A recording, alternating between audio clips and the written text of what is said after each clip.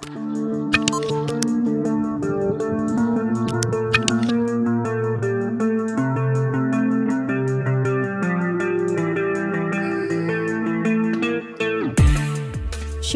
milisi Republik Rakyat Lugansk mengklaim pasukan Ukraina yang mundur telah meledakkan sebuah tangki yang diduga mengandung asam klorida dan menilai dampak yang mereka dapatkan menyebabkan korban sipil massal.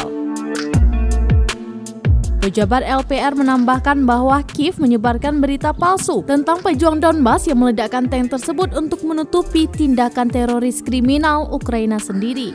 Pada awal Maret, Moskow memperingatkan Organisasi Pelarangan Senjata Kimia atau OPCW tentang potensi serangan bendera palsu, bersikeras bahwa rencana bantuan pasukan Amerika Serikat untuk mengeksploitasi bahan kimia beracun telah dikembangkan dengan pasukan Ukraina.